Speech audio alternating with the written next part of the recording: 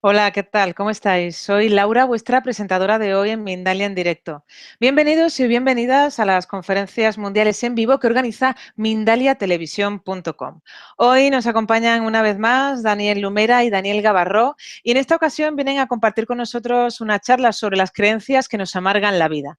Vamos a recordar un poquito quién es cada uno. Daniel Gavarró acompaña desde hace más de una década a las personas en su crecimiento interior y despertar espiritual. Académicamente es maestro con 5 especialidades diferentes reconocidas, psicopedagogo y licenciado en humanidades, además de experto en programación neurolingüística y diplomado en gestión y organización de empresas. De hecho, dirige una empresa editorial. Es profesor universitario también, asesor y escritor. Destacan sus libros Liderazgo Consciente, Empresa y Espiritualidad, 5 valores para crear riqueza o 21 creencias que nos amargan la vida, cómo superarlas y vivir más felices. Por otro lado, nos acompaña también Daniel Lumera. Él es escritor, profesor universitario, formador internacional y conferenciante. Actualmente dirige la Fundación My Life Design y es el creador del proyecto internacional School of Forgiveness.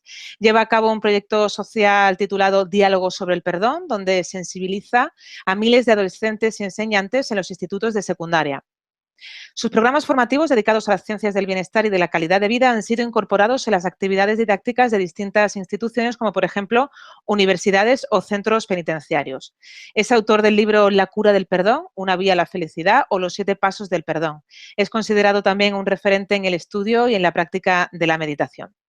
Antes de darle paso a nuestros invitados de hoy, quisiera recordaros a todos que en mindaliatelevisión.com podéis ver gratuitamente miles de conferencias, de entrevistas, de charlas o de reportajes sobre temas como, por ejemplo, la espiritualidad, la salud integrativa, el conocimiento, la evolución o el misterio. Continuamente estamos subiendo vídeos sobre estas temáticas. Decirte también, por otro lado, que mindaliatelevisión.com es un medio más de mindalia.com, la primera red social de ayuda a través del pensamiento positivo, donde miles de personas están pidiendo ayuda o ayudando a otras personas con sus pensamientos positivos. Y ahora sí, le vamos a dar paso a nuestros invitados de hoy para que puedan hablarnos de las creencias que nos amargan la vida. Vamos a saludar a Gavarró. El micro, Daniel. A ello voy, ahora sí se me Ahí. oye. Pues buenos días, buenas tardes, buenas noches, depende de dónde se nos escuche. Y sí, vamos a empezar a hablar, si quieres, de creencias que nos amargan la vida, ¿no? Creencias que nos amargan la vida. ¿Sabes lo que ocurre? Que nosotros, creo yo, tal como lo veo, no sé, luego charlamos así con Daniel a ver qué tal es también tu experiencia, pero tal como lo veo, nosotros nacemos absolutamente inocentes. Nosotros nacemos como un libro en blanco y de hecho cualquier cosa que ocurra en nuestro alrededor la vamos a dar como normal, como válida. Por lo tanto, nacemos absolutamente inocentes, pero nos vamos llenando de información. Y eso va ocurriendo a lo largo de nuestra vida, ¿no? Y digo que daremos como válido cualquier cosa. Tú fíjate que históricamente los seres humanos hemos vivido en sociedades en las cuales nos comíamos a nuestros queridos congéneres y nos parecía algo maravilloso y algo estupendo y muy normal. Si te pillo, te mato y te meriendo. Por lo tanto, las creencias van cambiando. Van cambiando, pero van entrando en esta mente. Es decir, que pasamos de la inocencia a una parte de creencias. Y sin embargo, cuando estas creencias nos llevan al dolor, cuando estas creencias nos llevan al sufrimiento, estas creencias necesariamente deben ser revisadas. Y lo repito, necesariamente deben ser revisadas porque si no las revisamos, estaremos dando por válido algo que yo creo que no es de recibo. Que nuestra vida, el significado de nuestra vida, no incluye la felicidad. Que el sentido de nuestra vida no incluye el hecho de ser felices. Yo creo que eso es un error muy grande. Y ese es el segundo estadio. Cuando yo de repente me doy cuenta que de inocente me he convertido en un ignorante. En alguien que acepta el dolor en su vida. A mí me admira, por ejemplo, que la gente los lunes, la gente que tiene trabajo, los lunes diga ánimo es lunes. Me admira, porque significa que han normalizado el dolor en su sufrimiento. Pero me admira que muchísimas personas, y muchísimas, sobre todo mujeres y madres, crean que si ellas no sufren por sus hijos no son buenas madres. O creamos, por ejemplo, que el dolor es sufrimiento.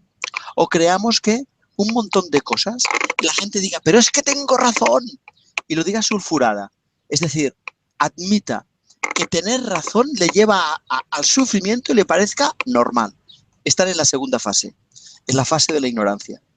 Y yo creo que deberíamos pasar a la tercera. Y la tercera es, ¿cómo llegamos a la sabiduría? ¿Cómo comprobamos qué ideas, qué creencias son falsas? Y si creencias que hemos creído que toda la vida eran ciertas, resultan falsas porque nos hacen sufrir, y toda creencia que nos hace sufrir debe ser revisada, ¿cómo conseguimos descubrir las ciertas? Yo creo que eso va a ser un poco sobre lo que vamos a hablar, a charlar, a dilucidar con Daniel durante el día de hoy. Y no sé si me he alargado mucho, porque yo no sé si querías que entrase así. Muy bien, tú puedes entrar como quieras, vamos, no hay ningún Pero problema. sufría porque creía que tú querías volver a decir algo. Sí, bueno, no te preocupes, ¿sabes? Estaba esperando a que terminaras para darle también, para saludarlo y darle la bienvenida también a Daniel Lumera, y sobre todo para recordarles también al chat que ya pueden participar poniendo la palabra pregunta en mayúscula, y esto es importante. A continuación, el país desde donde nos están viendo, y a continuación ya pueden formular la pregunta que finalmente yo os trasladaré a vosotros. Así que ahora ya le cedo la palabra. No sé si quieres continuar tú, Gavarró, perdona, o se lo pasamos a Lumera. Voy a continuar un minutito, si te parece, si Daniel no tiene Muy bien. inconveniente. Mira, ahora que has sugerido a las personas que nos están escuchando que pongan pregunta en mayúscula para poder charlar y preguntar lo que deseen, yo animaría a las personas que pusieran pregunta en mayúscula y a continuación pusieran creencias que ellos creen que son ciertas y que sin embargo les hace sufrir, por algo muy sencillo, por algo muy simple. Si te hace sufrir, merece la pena ser confrontado. Es más, cualquier cosa que me hace sufrir es falsa, no es cierta. Hay una frase bonita del Evangelio que dice algo así como, la verdad os hará libres. Yo la traduzco diciendo que cuando nosotros comprendemos algo profundamente, cuando comprendemos algo en su sentido más intenso, comprendemos una verdad. Al comprenderla simplemente nos sentimos liberados. La verdad nos hará libres. Pues entonces nosotros deberíamos preguntarnos, si esta creencia a mí me hace sufrir, quiere decir que yo no he visto la verdad, porque la verdad me hará libre. Y si yo ahora no me siento libre al pensar esto, no me siento en paz al pensar esto, quiere decir que ahí hay un error. Por lo tanto, lo que estoy invitando es a las personas que nos están escuchando a que pongan ahí toda una serie de cosas que creen que son ciertas, pero que les hacen sufrir.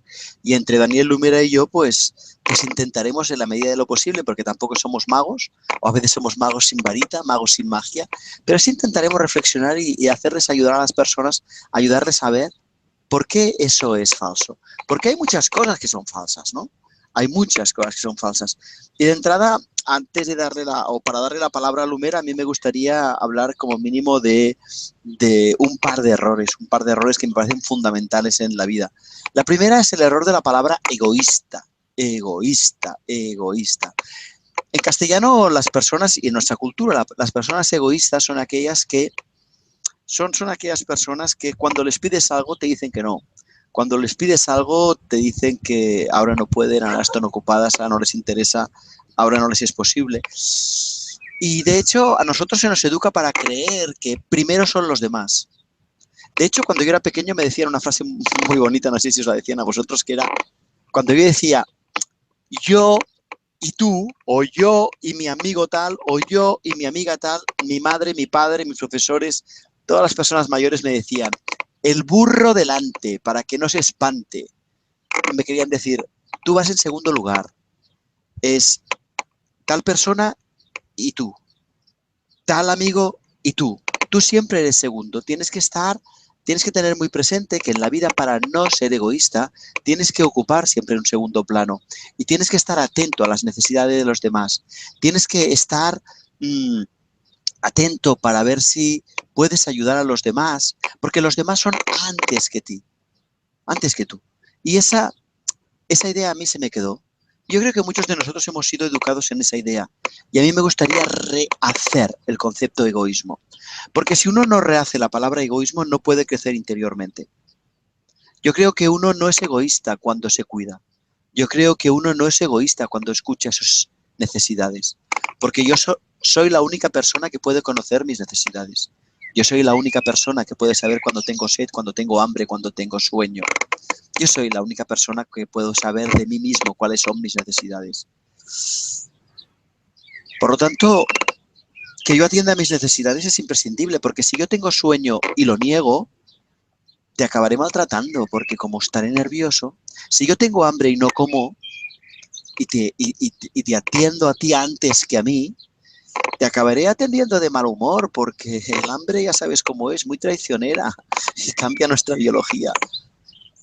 Por lo tanto, yo creo que deberíamos entender que ser egoísta no quiere decir no escuchar nuestras necesidades, sino que yo, y ahora sí que voy a dar la definición desde mi punto de vista, y aquí cedo la palabra a Daniel Lumera para si él nos quiere reflexionar sobre algunas creencias que a él le amargan la vida, o que le han amargado la vida, o que nos han amargado la vida, o que creen que a la gente le amargan la vida.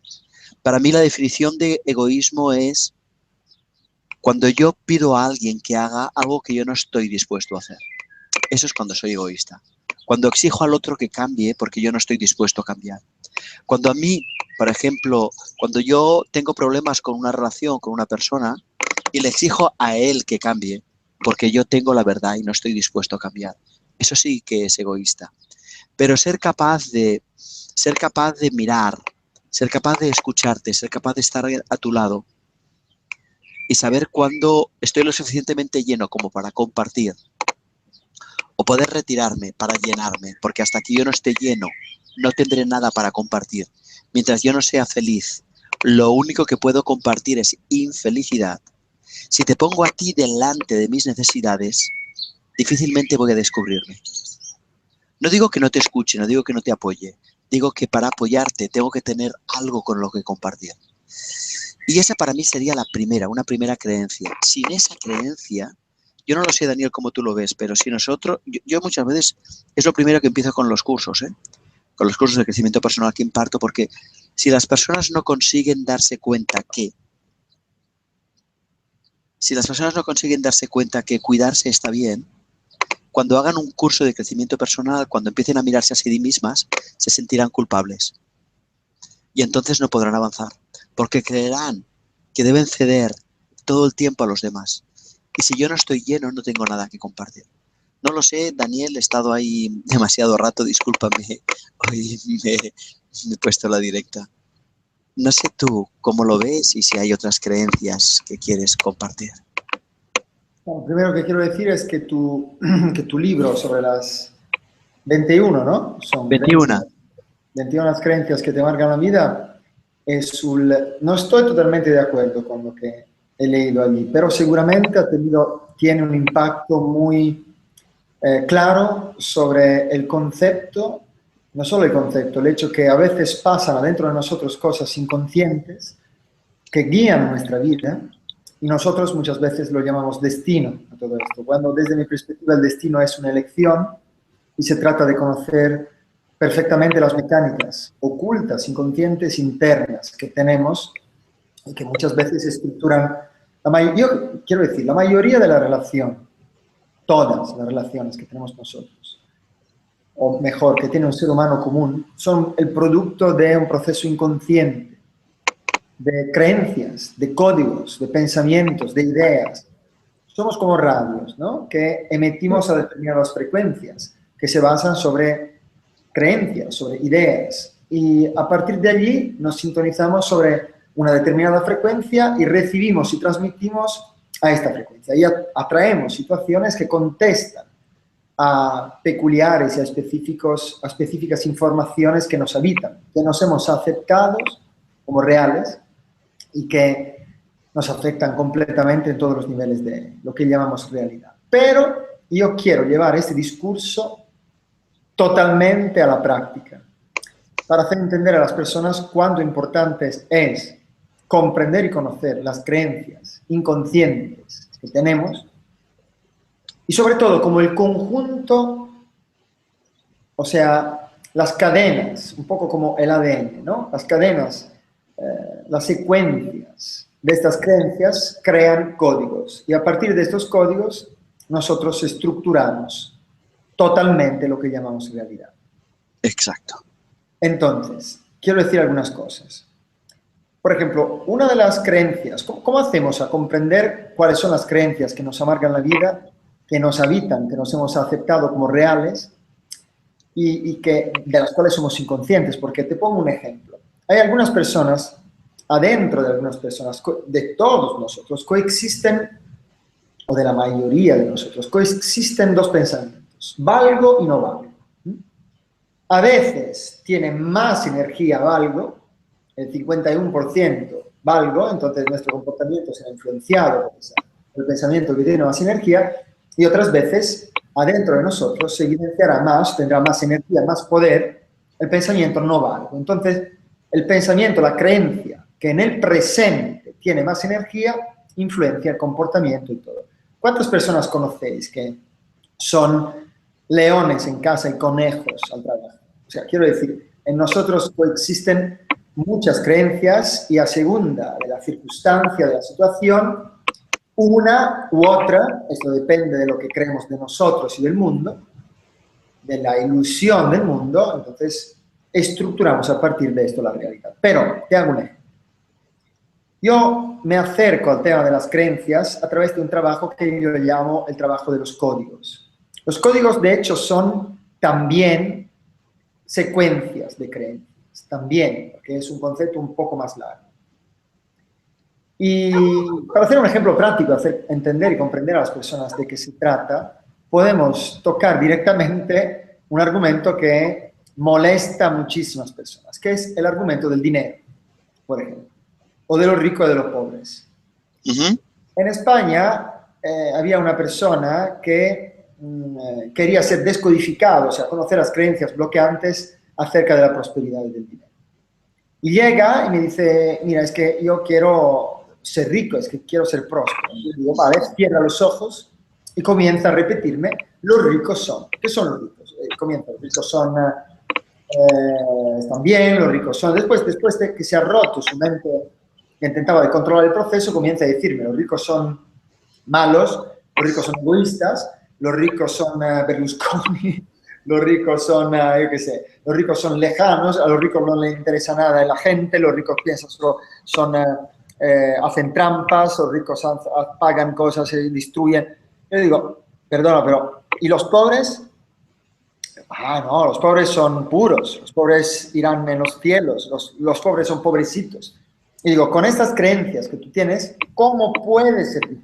Porque ser rico significaría identificarte con el arquetipo de la persona egoísta y todo lo que has descrito justo ahora y que eran pensamientos inconscientes. Claro. Esto va a bloquear no solo tu éxito en las cosas, sino tu capacidad de ser rico. Y no solo rico a nivel de dinero, sino de riqueza con las amistades, rico de amistades, rico de emociones, rico de situaciones bonitas y felices, rico de felicidad. Entonces, las creencias inconscientes que nosotros tenemos a nivel profundo nos afectan profundamente todo.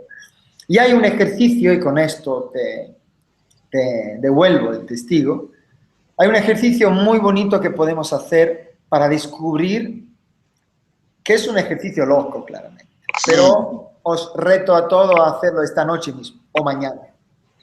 Se trata de hacer esto. Para comprender nuestras creencias que bloquean, por ejemplo, nuestra relación con el dinero, que es algo como todo sagrado, es simplemente una energía que se mueve y que nosotros podemos utilizar para hacer cosas maravillosas. Vosotros podéis recaudar desde el banco, si lo tenéis en casa, un montón de dinero, de 20 euros, de 50 euros, de 500 euros, lo que hay. Pero mucho, mucho dinero. Después hacer este sencillo ritual con el dinero. O sea, tenéis que limpiar el dinero con el jabón, bien, bien, y el agua. Limpiarlo bien. No le pasa nada al dinero, no os preocupéis. Una vez que lo habéis limpiado, o sea, purificado, lo vais a secar, cuidado, secando. Después le vais a poner un perfume, posiblemente natural. Y después lo ponéis todo completamente en la cama. O sea, vais a rellenar la cama de todo ese dinero. Y después te pones allí y duermes completamente, duermes completamente hundido, sumergido de ese dinero. Y apuntas en un papel, en una hoja, todas las emociones, los pensamientos, mientras tú actúas este proceso de limpieza, de purificación, de consacración del dinero y después llevarte el dinero en la cama. Y el día siguiente eso es un acto que a nivel inconsciente purifica muchísimo, muchísimo, porque el dinero está asociado como creencias a algo que corrompe, a algo malo, algo que está relacionado con el poder. Entonces, la cosa mejor que podemos hacer es purificar el dinero, que ha corrompido el alma de muchísimas personas. Pero no es el dinero el problema, son las creencias de las personas. El punto y la conciencia, el punto sobre el cual tenemos que trabajar. Entonces, ¿qué opinas de todo esto, Daniel? Opino que tienes absolutamente toda la razón cuando dices que no es el dinero el que corrompe, porque de hecho la corrupción llega antes que el dinero. Es decir, es mi mente que está corrompida y entonces yo uso el dinero de una forma corrupta. Pero si mi mente está limpia, yo uso el dinero de una forma limpia. En ese sentido encajo mucho con lo que he querido entender. Por otra parte, me ha entusiasmado cuando has dicho que de mi libro de las 21 creencias no estás al 100% de acuerdo con todo y me alegro sobremanera, es maravilloso, porque eso significa que yo puedo aprender mucho, eso significa que nosotros podemos también, ahora o en otros momentos, discutir en el buen sentido del término, es decir, dialogar, es decir, investigar, porque hay una creencia que nos amarga mucho la vida, ya que estamos aquí puestos en este tema, que es la necesidad de defender nuestra razón. No hay ninguna necesidad de defender la razón. Yo pienso de una forma, otra persona piensa de otra y entonces lo que uno debería hacer es ¡wow! ¡Qué interesante! Hay una persona que ve el mundo distinto. ¿Puedes explicarme cómo puedes ver el mundo? ¿Cuál es tu mirada sobre el mundo? Porque a lo mejor resulta que tu mirada es mucho más rica que la mía. Y yo creo que esa creencia de no hace falta tener razón, dejar caer la necesidad de tener razón, bueno, nos hace muchísimo, muchísimo más felices, más flexibles, más abiertos y más sabios. Porque lo fastidiado de cuando uno tiene razón es que ya no hace falta que le expliquen nada, no hace falta que aprenda nada. Está acabado, ya se puede morir, ya lo sabe todo, ¿no? Y en cambio, si uno no sabe nada, pues mira, como mínimo cada día es una gran alegría porque descubre cosas que seguramente no sabía. Así que en ese sentido me entusiasma y por eso también, Daniel, a mí me entusiasma mucho dialogar contigo porque veo las cosas desde otra perspectiva. Y cuando tú hablabas de esto del dinero me parecía un ejercicio tan sencillo, tan hermoso, porque sí, muchas veces la gente confunde la idea de la pobreza por lo de las bienaventuranzas, ¿no? Hemos sido, como mínimo aquí en España y en Italia, hemos sido educados en el catolicismo y entonces ahí hay esa bienaventuranza de felices los pobres, porque de ellos será el reino de los cielos, ¿no? Pero cuidado porque en el Evangelio no se dice felices los pobres, se dice felices los pobres de espíritu. Felices los pobres de espíritu. Y yo siempre he pensado que eso era un gran misterio. ¿Qué diablos quería decir un pobre de espíritu? Un pobre de espíritu. Y luego, con los años he llegado a pensar que quizás se referían a las personas que simplemente no tienen ego. Felices los que son tan pobres que no tienen ni ego. Porque entonces todo les da como igual. Entonces pueden ser como el agua, se adaptan a todo. Entonces pueden ser siempre amorosos, no tienen nada que defender, ¿no? Y entonces, ¿qué son? Son ricos. Son inmensamente ricos porque lo tienen todo. Cuando yo no tengo nada que sea mío, puedo disfrutar del universo. En cambio, cuando yo creo que hay algo que es mío, pues todo lo que no es mío, no es mío. Y entonces, claro, hay muchísimas más cosas que no son mías que mías. Por eso la gente que se aferra a las cosas materiales es tan pobre. Porque tienen una casa, tienen un coche, pero les falta todo el resto del universo. Y eso no quiere decir que no podamos ser amigos del dinero. Me parece maravilloso ese ejercicio que tú has hecho. Pero mientras nosotros sigamos pensando que la pobreza física, la pobreza económica, es mucho mejor que la riqueza, claro, nos vamos a boicotear. Y te voy a devolver el testigo con otra creencia que yo creo que es simétrica. Igual que nos castigamos, y hay que descubrir las creencias conscientes e inconscientes, que es lo que tú estabas diciendo con respecto al dinero. Yo creo que hay que descubrir también las creencias conscientes e inconscientes que tenemos con respecto al sufrimiento. Yo creo que hay muchísimas personas que creen que sufrir las hace más buenas y no podrían soportar no sufrir, porque entonces querría decir que son insensibles, no son solidarias, no se apoyan entre ellas, no se aman entre ellas. Que yo sufra por tus problemas quiere decir que soy muy empático, muy bueno. Y yo creo que deberíamos, mira, hoy me está dando un ataque bíblico, deberíamos reescribir el mandamiento de los mandamientos, de los 10 mandamientos judaicos. Hay un mandamiento que dice no robarás. Y yo explicaría muy mucho qué quiere decir no robar. Y entre las cosas que quiere decir no robar, yo pondría no te apropiarás de los problemas ajenos, porque tú ya tienes los propios. Así que haz el favor de no sufrir por lo que no es tuyo, pero eso sí, estar al lado de las otras personas para decir, ¿cómo te puedo ayudar? Porque cuando tú sufres por un problema que es mío y lloras y estás fatal, ¿cómo puedes ayudarme? Te has apropiado de un problema que es mío y desde ahí tú te has roto y desde ahí tú no puedes ayudarme. Por lo tanto, yo no sé cómo lo ves. ¿Tú cómo ves esto de que hay mucha gente que cree que sufriendo son mejores padres, mejores madres, mejores parejas, mejores hijos y se pasan la vida sufriendo en lugar de alegremente, con felicidad, aportar cosas útiles al mundo? No sé cómo tú lo ves, no sé cómo lo vives. ¿Cuál es tu opinión, Daniel, al respecto? Hay una relación muy estricta desde mi perspectiva entre, bueno, lo primero que quiero aclarar es que nosotros tenemos sea creencias personales, sea creencias como sociedad muy diferentes entre ellas, es suficiente valorar lo que está pasando entre la cultura islámica, la cultura cristiana, la cultura... Todo esto por creencias, simplemente por creencias. O sea, cada uno de nosotros quiere tener razón, básicamente. Esto es el único problema. Después tenemos códigos como raza, códigos como línea de sangre paterna y materna, entonces es algo de... Pero hay un código muy peculiar conectado con lo que tú estabas diciendo, que es el código del crecimiento y del sufrimiento. Son creencias muy estrictamente conectadas. Te hago un ejemplo muy sencillo de lo que me pasaba a mí. Cuando yo era adolescente, cada vez que mi cuerpo crecía, yo me enfermaba porque mis huesos crecían, entonces era una forma del organismo de purificarse y de permitir claramente un crecimiento metabólico más acelerado. Y adentro de mi mente yo comencé a aceptar la creencia que para crecer yo tenía que enfermar.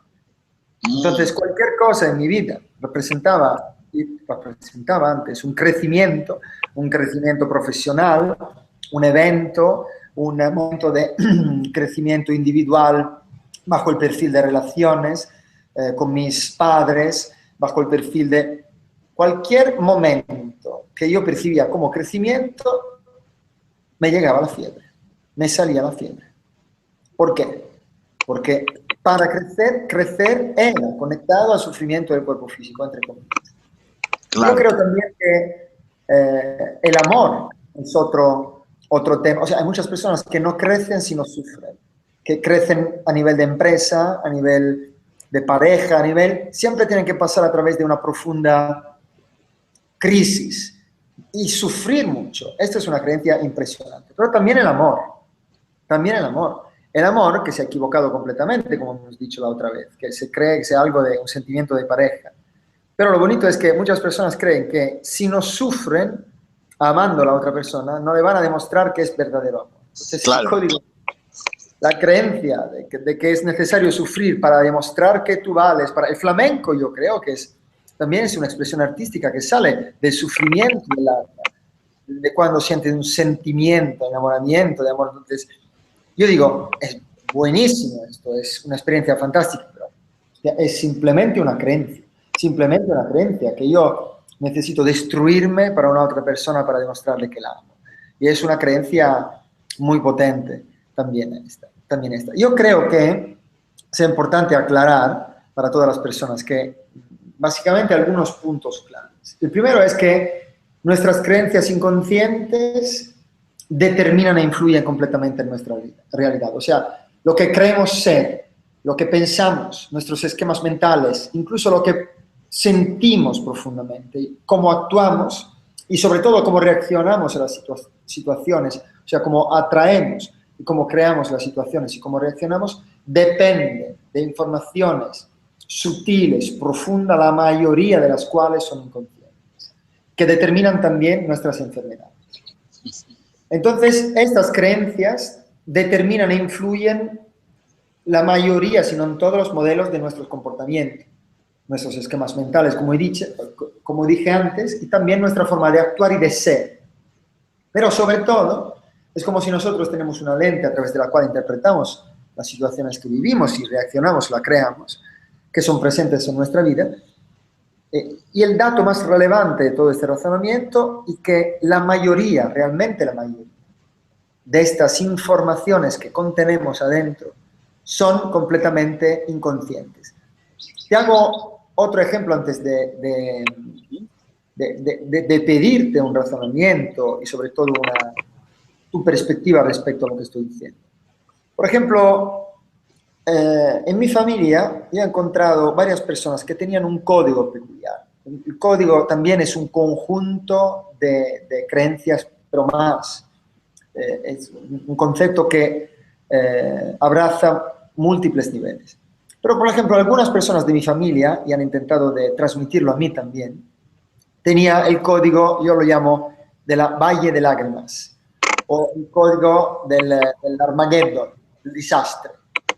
Y este código se manifiesta a través de una creencia o de creencias, de una secuencia de creencias muy peligrosas. O sea, cuando una persona descubre de tener este código, es muy importante que haga todo lo que pueda para deshacerlo, para cambiarlo, para transformarlo. Este código, por ejemplo, una creencia que pertenece a este código es: si soy feliz, llega el sufrimiento. Si tengo demasiado, se me van bien las cosas, después pago con desgracias. Si gano demasiado, no va bien y llega el fracaso. Si recibo demasiado, me envidian. O sea, no puedes gozarte de la vida porque la vida es una valle de lágrimas.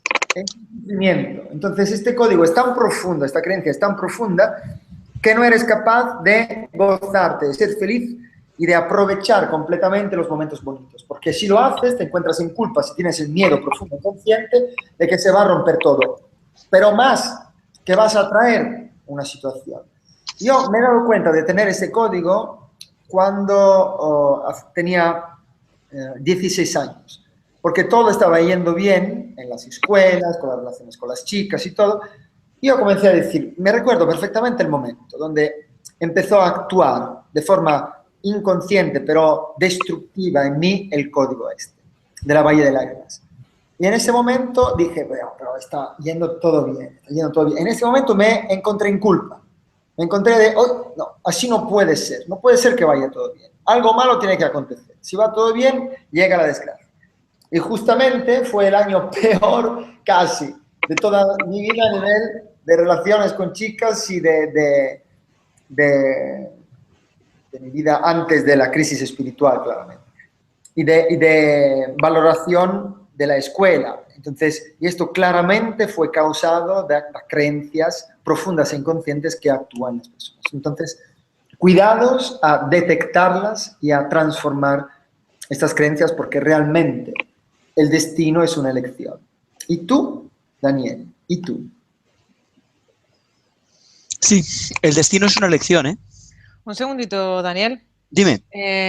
A ver si puedes intentar ser un poquito breve para empezar con las preguntas, que son muchas. De acuerdo. De ¿Vale? acuerdo, pues sí. Voy a ser muy breve. Mira, yo también me doy cuenta que lo fundamental para hacer cualquier trabajo interior es la autoobservación, que algo que tú has dicho, ¿no? Porque si yo no observo cuando en mi vida las cosas no van mal y lo doy por normal, acabaré, como tú dices, muriendo y mi vida habrá ido mal, pero me habrá parecido normal. Por lo tanto, en esta parte en que tú dices, vamos a observar, cuando tú dices, tenía 16 años y me di cuenta, ese me di cuenta es la salvación, ese me di cuenta es, ojo, esto no puedo aceptarlo, ojo, tengo que cambiarlo. Y entonces te das cuenta que dices, vale, tengo el programa Valle de Lágrimas, ¿puedo verificar que lo tengo? ¿Puedo darme cuenta que ese programa es falso? ¿Puedo integrar otra forma de ver el mundo? Yo en un cierto momento me di cuenta que también tenía una serie de programas determinados, muchos, muchos. Y yo creo que todo crecimiento personal, ya que me piden brevedad, y me parece muy bien para responder a las preguntas que haya, pasa necesariamente por autoobservación. Yo creo que es la primera pieza, es la primera parte del proceso, pero seguramente que hay gente que empieza por otras partes y también les va muy bien, por lo tanto no voy a insistir ahí. Pero sí, Daniel, cuando nos damos cuenta de lo que nos ha sido entregado, pero no nos es útil, en ese momento o nos damos cuenta porque lo vemos y son creencias conscientes que nos hacen sufrir, o nos damos cuenta por los resultados, es decir, por el sufrimiento. Yo siempre digo que los sentimientos, lo que yo estoy viviendo, su mayor utilidad es descubrir lo que estoy pensando. Su mayor utilidad es descubrirme a mí. Los sentimientos los uso para conocerme. Y por tanto el dolor, el sufrimiento, esto no puede ir bien. Esto me sirve para ir hacia atrás y ver qué creencias, qué códigos tengo, ¿no? Y desde ahí, pues, yo, como nos piden preguntas, yo creo que va a ser muy bonito que contestemos preguntas, pero si tú quieres añadir más cosas, pues adelante, Daniel, ¿eh? Oye, Laura, y yo te quería hacer una pregunta. No sé si tengo demasiada luz y bajo el volumen de la luz. Tú sabrás. Sí, justo eso te iba a decir ahora, que por favor te bajaras algo la luz mientras yo le voy recordándoles a todos, antes de pasaros a las preguntas, que Mindalia es una ONG sin ánimo de lucro y tiene dos objetivos fundamentales. Uno, ayudar a difundir el conocimiento humano y dos, impulsar la solidaridad planetaria por todos los medios. Ya sabéis que justo debajo de este vídeo, en la descripción escrita, podéis encontrar más información sobre Mindalia y Mindalia Televisión. ¿Para qué? Para suscribirte a nuestro canal de YouTube, a informarte de nuevos directos o visualizar vídeos ya publicados. También para colaborar por un mundo mejor haciéndote voluntario o voluntaria de Mindalia, o para hacer una donación económica a la ONG Mindalia si es así como lo deseas. Y ahora sí que vamos a pasar ya a la primera pregunta. Por ejemplo, para Daniel Lumera, o bueno, la contestáis como queráis, pero de momento se la lanzo a Daniel Lumera. Dice Néstor, ¿en cuánto influye en mí la creencia religiosa, donde siempre se nos asusta con el pecado y el castigo? ¿Quieres que comience yo, Daniel? Sí, adelante, adelante. Influye mucho porque te hago un ejemplo práctico.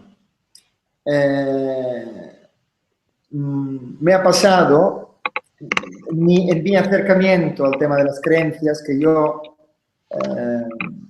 pongo adentro de un tema más grande que se llama código.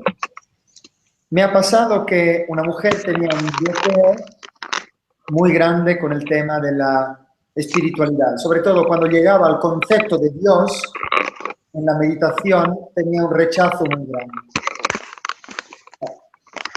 Yo creo que hay un ruido de... Ah, ok, Daniel. Ah, perdón, era yo. No te preocupes. Ha sido al baño, claramente, ¿no? Bájate un poquito la cámara, Daniel Lumera, por favor, que si no, no se te ve. La cámara la puedes bajar. Ahí. Ok. Entonces, esta mujer tenía un problema muy grande con el concepto de Dios. Muy grande. O sea, cada vez que se acercaba al concepto de Dios, de cualquier forma, pero sobre todo en la meditación, se encontraba muy bloqueada. Y hemos empezado un proceso de descodificación para ver cuánto fuerte eran las creencias que tenía acerca de Dios y cuál era la creencia desbloqueante. Y salió una situación muy gorda, muy pesada. O sea, el abuelo de esa mujer que tenía la barba blanca y los pelos blancos, la violó de pequeña. Y ella tenía el concepto de pequeña de Dios como de un hombre, justamente, con la barba blanca y los pelos blancos. Y este idea, arquetipo de Dios, se le quedó tan profundamente grabado adentro de ella y lo asociaba al abuelo, claramente, que la violó. Entonces era una dinámica realmente pesada. Que Dios, de una cierta forma, de una cierta creencia, impresión profunda, le representaba esto. O sea, un violador. Y no podía aceptarlo completamente. Y esto origina claramente de la visión de Dios como hombre, Dios con la barba, de Dios con... que son códigos claramente religiosos, códigos conectados con el concepto arquetípico que tenemos de sabiduría, de persona sabia, de... O sea, lo que estoy diciendo básicamente es que los códigos religiosos de cualquier religión, si nosotros lo aceptamos completamente como verdad absoluta, tenemos que comprender que el funcionamiento de nuestra mente a partir de allí comienza a estructurar realidades. Y si estas realidades son profundamente conectadas con acontecimientos de la vida diaria que representan el arquetipo religioso, allí pasarán muchísimos problemas. Bueno, la buena noticia es que esta persona, una vez descodificada, consiguió madurar una relación sin forma con el concepto de infinito de Dios, y consiguió realmente disfrutar profundamente la meditación teniendo sensaciones divinas y satisfactorias. Yo creo que... ¿Verdad que habías terminado, verdad, Daniel? ¿Sí? Sí. Yo antes de que Laura presentase la segunda pregunta, yo quería añadir un par de cosas que van en esta misma línea, ¿eh?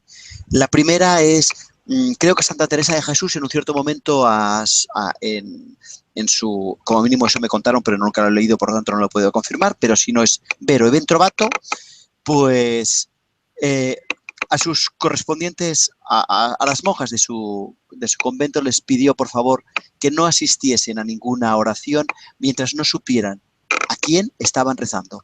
Y esa es la primera parte. O nosotros sabemos, o nosotros sentimos quién es Dios, o si no, nosotros estamos viviendo una imagen de Dios antropomórfica, es decir, una imagen de Dios como un ser humano, generalmente un hombre, barba blanca, encima de una nube, que es de lo más primitivo y lo más infantil posible. Y a partir de ahí eso lleva un montón de problemas. Esa es la idea número uno, que yo creo que enlaza con lo que decía Daniel Lumera. ¿Qué quiere decir Dios? Esa es la primera pregunta. Y la segunda, que solo hay una respuesta individual. Cada uno tiene que preguntársela hasta que profundamente siente esa respuesta. Pero claro, si tienes una respuesta en la cual Dios es un señor que vive en la esquina, pues claro que con cualquier señor que viva en la esquina, pues tendrás problemas. Porque como aquel no se porte bien, te fastidia tu idea de Dios. Por eso hay que madurar eso. Pero esa es la primera cosa. Y la segunda, como han hablado de pecado y castigo, a mí me gustaría hacer una reflexión. Etimológicamente, la palabra pecado viene de la palabra error. Y eso es muy importante porque significa que en realidad cuando hablemos de pecado, por favor, yo le voy a sugerir a esta persona que nunca más hable de pecado, que ella hable de errores y se dé cuenta que no hay ninguna persona que no pueda aprender nada sino es a través de un proceso a través del cual pasa necesariamente por distintos errores. Yo he sido maestro durante 23 años, maestro de escuela. Yo sé que los niños y las niñas llegan a sumar y a restar, a leer, a escribir, a resolver problemas matemáticos, a todo después de haberse errado muchas veces, después de haberse equivocado muchas veces. Por lo tanto, cambiemos la palabra pecado por error y eso nos va a permitir cambiar nuestro chip. Porque una persona que se equivoca, ¿qué necesita? Aprender. En cambio, una persona que peca, lo que pide culturalmente es castigo. Y eso es un gran error. Nuestros niños, nuestras niñas, no aprenden por el castigo. Aprenden cuando les enseñamos. Y cuanto más hierran, cuanto más se equivocan, más necesitan que les demos apoyo para aprender. Así que sugiero, cuando utilices la palabra pecado, cámbiala. Ay, que es un error. Y si estoy errando, quiere decir que estoy aprendiendo. Tengo derecho a aprender. Y eso era lo que quería aportar, Laura. Bien, pues seguimos. Sigues teniendo mucha luz. No sé si lo puedes... Voy a cortar más luz, sí. Vale. Pues vamos contigo, Daniel Lumera. De momento, pregunta Rosa desde Austria. Tenemos la creencia de que debemos sufrir por los hijos o por los padres, que hay que sacrificarse por ellos. ¿Es cierto? Si no lo es, ¿eso es ser egoístas? No, entonces yo quiero... aquí hay un punto muy delicado, que es la creencia que entrar adentro de ti mismo y pensar a tu propia realización es ser egoísta. Y esta es una de las creencias peores que podemos tener. porque, y lo digo en serio, porque ¿cómo puedes tú hacer feliz a otra persona si no eres realmente feliz? O sea, ¿cómo puede acontecer esto? Si tú no has hecho un proceso de crecimiento personal interno, real y profundo, y has tocado y te has liberado de la rabia más profunda, del horror más profundo, y no has aceptado la vida en su plenitud, incluyendo en esta la muerte, incluyendo en esta todo, completamente todo, ¿cómo puedes ayudar a otra persona a morir si no has aprendido a vivir? Entrar adentro de nosotros, hacer un proceso profundo de crecimiento personal, de autorrealización, no es ser egoísta. Al contrario, al contrario. Es entrar en una dimensión donde nuestras elecciones, nuestras decisiones no dependen más de nuestros miedos, de nuestra incertidumbre, de lo que nos falta, sino son expresión puras de nuestra libertad, de nuestra felicidad, del conocimiento, de la integridad de nuestro ser. Y esta es una calidad de vida, una calidad de acción, una calidad de pensamiento que puede realmente cambiar a las personas que amamos, que nos encontramos cercanas. Sufrir para los hijos y sufrir para los padres es claramente una creencia muy limitante porque sacrificarte es conectada con el mal entendimiento de la palabra sacrificarse. Sacrificarse no significa sufrir, significa sacrificar, render sagrado. Esto es. Y para render sagrado no es necesario el sufrimiento. El sufrimiento de la carne, el sufrimiento del cuerpo, el sufrimiento son todas cosas que pertenecen a una cultura ampliamente superada. Nosotros tenemos que cambiar todo el concepto, los conceptos y las creencias que tenemos conectadas al sufrimiento. Esto no significa que podamos, que no deberíamos elegir el sufrimiento libremente. Que a veces, simplemente como acto de amor, podemos abrazar un sufrimiento, pero no lo percibimos como sufrimiento, lo percibimos como amor. Y nada, esta es mi perspectiva. Daniel, ¿tú qué dices? Porque he dicho cosas bastante diferentes de tu acercamiento inicial ahora, con esta pregunta. No, pero me parece también muy, muy sabio. Yo creo que muchas veces nosotros sufrimos para chantajear a los demás también. Y entonces esto hay que empezar a hacer un poquito de limpieza en nuestra vida. Es decir, con tanto con lo que yo me he sacrificado por ti, así me lo pagas. Y eso es una forma de ir acumulando puntos para que tú me debas mucho. Y eso yo creo que es feo. El amor básicamente es compartir felicidad. Si yo te amo, busco la forma como puedo compartir contigo la felicidad. Y el que yo sufra no añade ni un gramo al amor que te tengo. Amarte quiere decir darte apoyo para que tú llegues a ser. Que yo sufra, en realidad, y te lo muestre, muy a menudo lo que hace es romper la confianza. Yo he visto muchas veces, soy profe, ¿no? Por tanto, he visto muchas veces, porque observo mucho las familias, ¿no? He visto muchas veces familias que sus hijos no confían en sus padres porque saben que depende de lo que les digan, sus padres van a sufrir y por lo tanto sus hijos les engañan de forma consciente y deliberada para que sus padres no sufran. Por lo tanto, tu sacrificio muy a menudo lo que lleva es al aislamiento, a romper los vínculos de confianza con la persona que quieres amar. Cuando hay alguien que tú amas y tú sufres, simplemente estás tentado yo creo que rompiendo esos vínculos de confianza. Si hay alguien que tiene un problema y tú lo amas, lo mejor que puedes hacer es acercarte con toda la calma del mundo, con toda la solidez del mundo y decirte, ¿de qué forma puedo apoyarte? ¿Cómo puedo darte apoyo? Y eso para mí es mucho más amoroso y mucho más útil que sacrificarme para que tú vivas y me la debas. Y me la debas. Porque eso es lo que hace mucha gente. Chantaje emocional puro y duro. Y así, yo creo que solo hay que observar las relaciones, ¿eh? Cuando tú te sacrificas y lo vives como sacrificio, que eso es clave, puedes ver que la relación no va mejor, sino que la relación se estropea. Bueno, eso es tal como yo lo estoy viendo, ¿eh? No sé si Daniel quiere añadir más cosas y empezamos una rueda infinita, pero...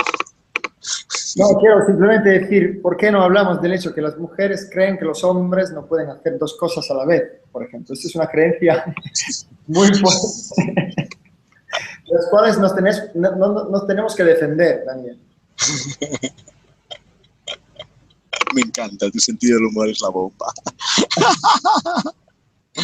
Bueno, voy a continuar con Luisa desde México, que dice que ¿qué opináis de la creencia que nos inculcan nuestros padres de que el matrimonio es para toda la vida y si nos va mal es la cruz que tenemos que cargar? Pues que no la comparto, Luisa, no la comparto. Pero yo creo que hace años eso existía y eso es así. Y yo creo que tiene que ver más con un hecho cultural, cómo nosotros construimos nuestras relaciones.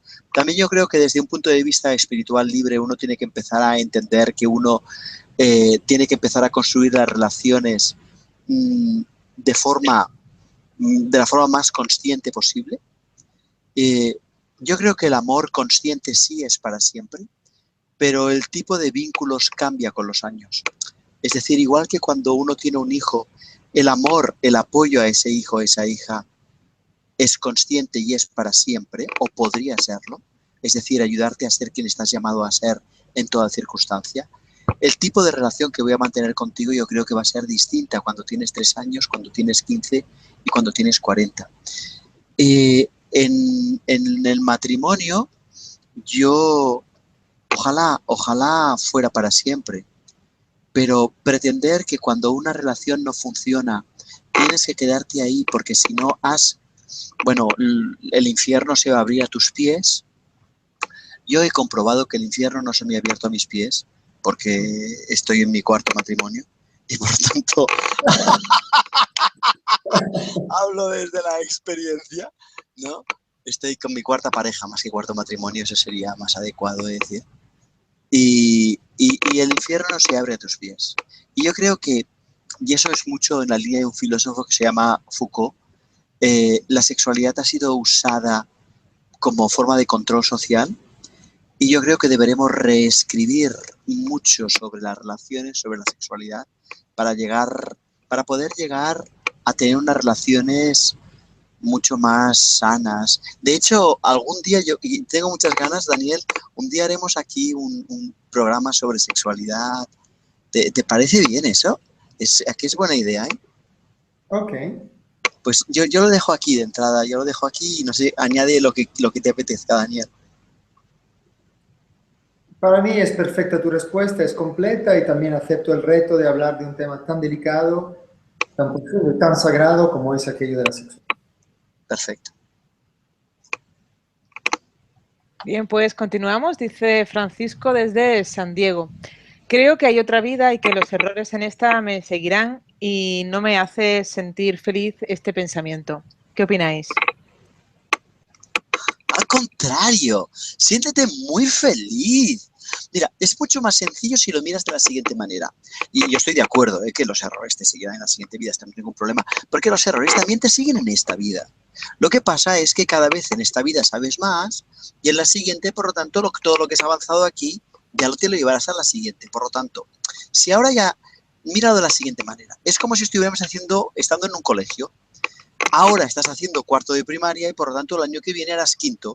O ahora estás haciendo 2º de carrera y el año que viene harás 3º de carrera. Y solo puedes que ir a mejor porque cada vez sabes más. Y ya está. Mirarlo como que cada vez sé menos es mentira. Da la impresión que cada vez sabemos menos. Esto lo sé en primera persona. Yo me doy cuenta que cada vez parece que sé menos. Pero sin embargo, cada vez sabemos más. Ese es un hecho. Y por lo tanto, cada nuevo curso, cada nueva vida, es siempre mejor porque tengo más experiencia. Eso no tengo ningún tipo de duda. Ninguno.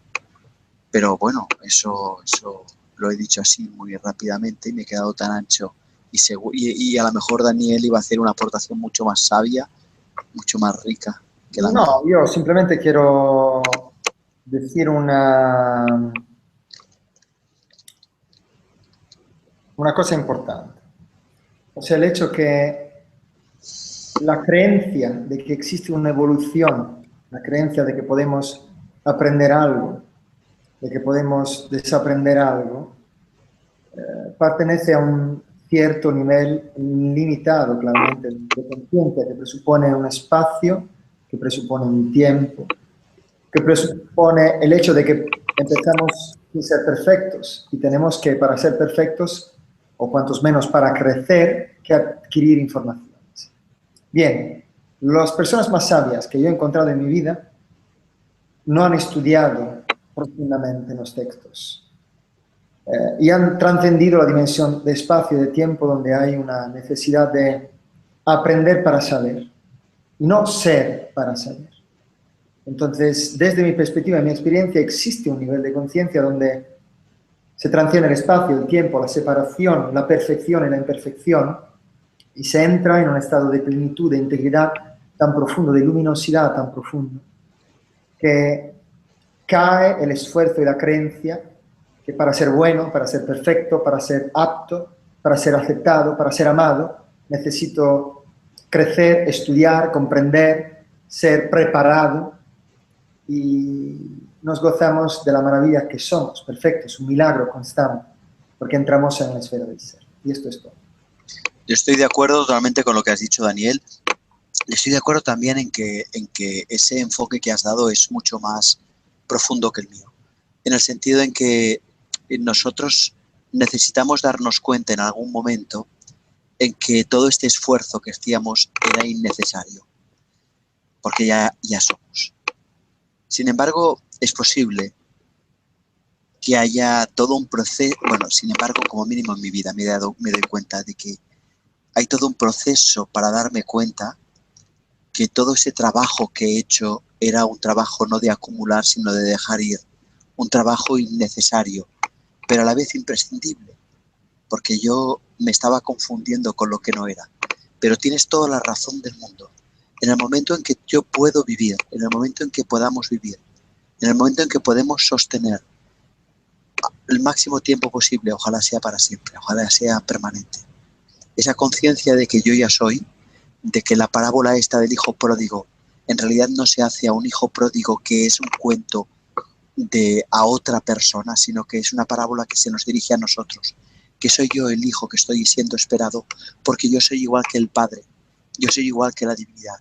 El día que me doy cuenta de que eso se ha cumplido aquí y ahora, en ese momento me he dado cuenta que no hacía falta aprender mucho. Y sin embargo, Daniel, yo también te digo con toda la sinceridad del mundo, y es que muchas veces me doy cuenta que para darme cuenta que no había que aprender mucho, tengo que fijarme mucho y creer que estoy aprendiendo. En catalán hay una frase que dice algo así como salir del mercado, dar la vuelta al mundo para llegar al mercado, para llegar al mismo punto del cual salí. Dar la vuelta al mundo y darme cuenta que en ningún momento me moví, estuve donde estaba. No sé si... Pero tienes toda la razón del mundo, ¿eh? Y lo que dices me parece muchísimo más acertado que la primera respuesta. Muchísimo. No. No, sí. No te lo creas, no te lo creas. Bueno, pues seguimos, si os parece, Lupita desde México. Siempre he pensado que envejecer es la peor etapa del ser humano porque se vuelven frágiles, vulnerables, dependientes de otros y, para colmo, enfermos. ¿Qué opináis? No, ¿puedes repetirla, por favor? Sí. Dice Lupita desde México. Siempre he pensado que envejecer es la peor etapa del ser humano porque se vuelven frágiles, vulnerables, dependientes de otros y, para colmo, enfermos. No, esto es una creencia completamente, no. Mi maestro, que era un discípulo directo de Gandhi, con 97 años tenía una carga de entusiasmo, de amor por la vida, de deseo de amar, de darse, que era increíble. Nosotros podemos envejecer como cuerpos, porque en salud y bien. Esto es otra cosa que tenemos que romper. Claramente tenemos que hacer algo por esto, o sea, alimentarnos bien, cambiar estilo de vida, pero sobre todo cambiar creencias. Yo creo que la mejor edad es cuando somos mayores, porque tenemos la sabiduría, la realización, la coherencia con todo lo que somos, una visión muy amplia de la vida. Somos como árboles, como quercus, enraigados en la tierra y con las hojas realmente arriba en el cielo. Y podemos comprendemos profundamente las dinámicas de nutrición, tenemos desapego, o sea, es una edad maravillosa, es justo allí que se transmite el conocimiento más puro, más desidentificado, más imparcial, más con ausencias de forma. Estoy absolutamente seguro que esta creencia es simplemente una de las creencias que amargan justamente la vida. Y que yo he tenido en la familia, en la línea de sangre, esta creencia. Entonces, no, esto no estoy absolutamente de acuerdo. Pero también la mía es una creencia, pero siendo que podemos elegir las creencias y que nuestras creencias crean la realidad, yo creo que mis creencias para mí es conveniente. Yo creo que estoy muy de acuerdo con lo que tú dices, ¿eh? A lo mejor puedo tener un cuerpo más o menos frágil, puedo ser más o menos dependiente, puedo ser más o menos enfermo. Esa es una posibilidad, no se puede negar que puede ocurrir, ¿no? En todo caso, también es cierto que nosotros podemos cuidarnos muchísimo y la idea de que la vejez necesariamente es enfermedad, eso habrá que verlo, ¿no? En todo caso, si estuviera enfermo, podría darme cuenta que mi sabiduría me permite reconocer que el que está enfermo es el cuerpo y no yo. Y ahí hay todo un camino extraordinario, que cuando uno es viejo, espero haberlo recorrido con absoluta longitud, de forma que cuando llegue ahí no confunda mi yo con mi cuerpo. Y eso a que dará envidia. Pues eso, a que dará envidia. Bueno, pues seguimos. Dice Ana desde España, creo que la maternidad es algo muy sacrificado y eso me da miedo. Es una creencia, ¿verdad? Pues sí, es una creencia. Creo que la maternidad es algo muy sacrificado. Y pregunta si es una creencia. Pues sí que es una creencia, porque la maternidad es sacrificado, pero también es un pozo de placer infinito. Por lo tanto, depende de en dónde te focalices. De hecho, no tener hijos, no tener hijas también es muy sacrificado, porque te estás perdiendo muchas cosas. Yo creo que ahí deberíamos nosotros darnos cuenta que en la vida siempre podemos fijarnos en lo que no tenemos o fijarnos en lo que tenemos. Y desde mi punto de vista hay que fijarse en lo que las cosas aportan. Por ejemplo, cuando uno va, yo vivo en el campo, ¿no? Y en el campo es maravilloso, pero hay mosquitos. Y hay otros muchos incordios, ¿no? Aquí pues para ir a comprar el pan, pues andando, pues tengo un rato largo hasta que llego a la panadería. En cambio, cuando estás en la ciudad, la panadería está a 2 minutos de casa, pero tiene otros incordios, tiene ruidos, tiene no sé qué. Ahora no hay mosquitos. Cuando yo estoy en la ciudad me fijo en lo que sí tengo, en lo valioso. Cuando yo estoy en el campo me fijo en lo que sí tengo. Pero cuando estoy en el campo no debo fijarme, creo yo. No es útil fijarme en lo que no tengo. Y cuando estoy en la ciudad no es útil fijarme en lo que tendría si estuviera en el campo. Pues con la maternidad es lo mismo. Y ahí uno hay que preguntarse, ¿deseo tener un hijo? ¿Deseo tener hijos, sí o no? Y si los deseo, los tengo. Y si no los deseo, no los tengo. Porque hay una creencia social también que parece que tengamos la obligación de tener hijos. Y eso no es verdad. Hay muchos modelos de vida. Y todos los modelos de vida son igualmente placenteros. Por favor, no nos rijamos en función de los modelos de vida, que es, 1, ya tienes pareja. 2, ¿cuándo os casáis? Por cierto, tu pareja tiene que ser heterosexual, eso va a misa. Una vez que te has casado es, ¿y cuándo vais a tener el niño? Cuando tienes el niño o la niña te preguntan, ¿y cuándo tendrás la parejita? Bueno, yo creo que habremos de pensarnos algún día más allá de las categorías sociales y darnos cuenta que yo decido qué tipo de familia establezco o qué tipo de relaciones establezco, pero todas tienen sus pros, todas tienen sus contras. Pero bueno, no pasa absolutamente nada. Y sí, creer que la maternidad es sacrificada es una forma de mirarlo, pero también es una creencia como una casa. Yo quiero hacer un ejemplo muy, muy sencillo para aclarar este tema, que es un tema muy delicado, la de la maternidad, que ya lo hemos hablado ya esto. O sea, yo tenía una alumna de meditación que le iba todo mal, ¿no? Le iba mal el trabajo, le iba mal las relaciones, le iba mal todo. Era un periodo muy... la vida profesional, o sea... Y un día me dice, es que quiero tener un hijo. Y le digo, ¿pero qué dices? O sea, quiero tener un hijo porque sé que cuando llegue el hijo se me va a solucionar todo. Y le digo, esta es una creencia. Alarma. tenía esta, menos mal que no lo ha hecho, pero tenía una creencia fuerte de que todo el mundo la iba a ayudar solo por el hecho de tener un hijo. O sea, que es el hijo a solucionarte todos los problemas, no representar. Yo le dije, mira, es necesario, hay muchas personas que tienen un hijo porque se sienten excluidas, porque todos los amigos lo están teniendo, porque tiene un impulso biológico, porque, o sea, y no se dan cuenta de la potencia, de la responsabilidad y también de lo que significa a nivel anímico dar un pasaje a un alma en esta tierra. No lo hacen porque son felices, lo hacen porque le falta algo, porque se sienten diferentes, excluidos, porque es el tiempo, si no nunca más. O sea, tienen un montón de miedo. Hay muchos hijos del miedo, muchos hijos de la ansiedad, muchos hijos de la sensación de ser incompleto, más de los hijos que son hijos realmente de la plenitud, del hecho que es tiempo, de verdad, que es, o sea, lo que quiero decir es que hay un montón de códigos relativamente a la maternidad, a lo que representa la maternidad y a una educación que de hecho falta sobre la sacralidad de este acto y lo que comporta a nivel anímico, a nivel relacional, a nivel social, a nivel de responsabilidad. O sea, yo creo que necesitamos cambiar el nivel de educación y de sentir el hecho de ser humanos en esta tierra.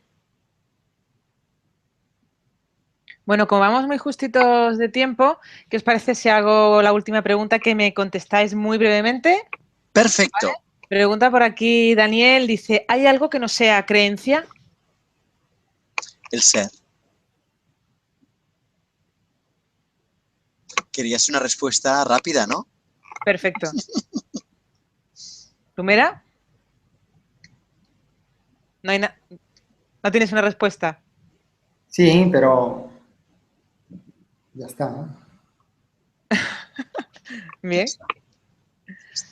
Bien, perfecto. Pues agradeceros como siempre vuestras respuestas y toda la información que siempre compartís con nosotros. Han sido muchas las personas que se han unido desde países de todo el mundo, como por ejemplo España, Venezuela, México, Perú, Colombia, Chile, Estados Unidos, Argentina. Gracias de verdad por vuestra importante participación. Ya sabéis que debajo de este vídeo, en la descripción escrita, podéis encontrar más información sobre Mindalia y Mindalia Televisión. Y también que en mindaliatelevisión.com puedes compartir este vídeo en tus redes sociales o repasar conceptos y verlo de nuevo. También en mindaliatelevisión.com puedes ver la programación de las próximas conferencias de Mindalia en directo. Y ahora le vamos a dejar unos segunditos a nuestros invitados para que puedan despedirse. Venga, Daniel Gavarró. Pues yo encantado de haber compartido con vosotros y dejar una única idea. Si tuviera que dejar una única, diría, cualquier idea que te hace sufrir debe ser replanteada. Ya está, eso es. Bien. Y bueno, a mí me gustaría evidenciar y focalizar el hecho que más allá de lo que creemos del mundo, son más importantes las creencias que tenemos de nosotros mismos, sobre lo que somos. Y es desde estas justamente que yo empezaría. Porque una vez descubierta nuestra naturaleza más profunda y auténtica, las otras ilusiones caen y se transforman en elecciones en lugar de ser prisiones que aceptamos y vivimos inconscientemente. Entonces, se puede vivir libres y es maravilloso.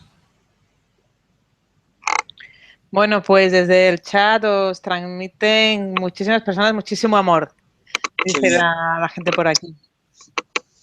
Gracias de verdad por estar aquí con nosotros, por acompañarnos y por todo lo que compartís. Antes de terminar, recordaros que en mindaliatelevisión.com, debajo de este u otros vídeos, en la descripción escrita, podéis encontrar más información sobre Mindalia y Mindalia Televisión. Para informarte de próximas conferencias en directo y recibir recordatorios, para hacerte voluntario o voluntaria de Mindalia o para hacer una donación económica a la ONG Mindalia, si es así como lo deseas. Y de nuevo a todos, gracias por estar ahí, por acompañarnos y hasta la próxima conferencia de Mindalia en directo. Gracias.